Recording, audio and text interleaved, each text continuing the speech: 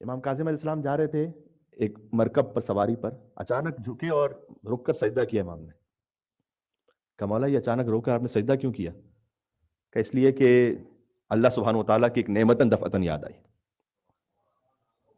تو اسی وقت رک کر، اس کی مثال ویسی ہے کہ آپ کہیں ڈرائیو کر رہے ہوں اور اچانک کہیں روکیں کسی ایسی جگہ پر کہ جہاں سجدہ کر سکیں اور فوراً سجدہ کریں، اور کوئی آپ سے پوچھے کہ بھی خیریت تو ہے، کوئی نماز کا وقت بھی نہیں ہے، کیا ہو رہا ہے؟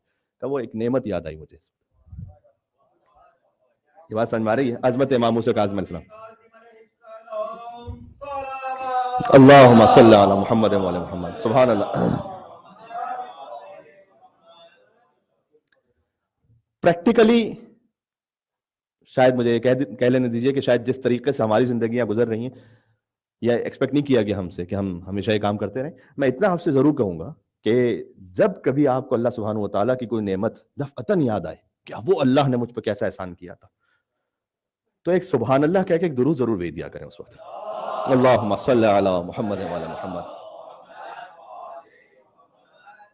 کم از کم اتنا ضرور کر لیا کیجیے. اس سے آگے کی ایک مثال دیتا ہوں. حضور مکرم مرکب پہ سوار ہیں، تشریف لے جا رہے ہیں، 5 مرتبہ اترے اور 5 مرتبہ سجدہ کیا. کہ یا رسول اللہ یہ 5 مرتبہ اتر کر آپ نے سجدہ کیوں کیا اس طریقے سے؟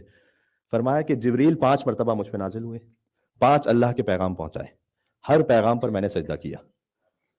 وہ 5 پیغام یہ تھے کہ جبریل اللہ کی جانب سے یہ پیغام لے کر آئے کہ اے محمد صلی اللہ علیہ وآلہ وسلم آپ بھی بہشت میں نے سجدہ کیا. دوسرا پیغام لے کر آپ کے اہل بیت بہشت میں نے سجدہ کیا.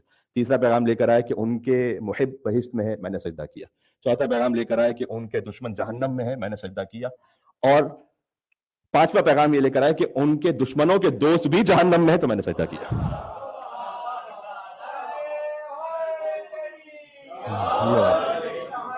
اللہ اکبر. اللہم صلی علی.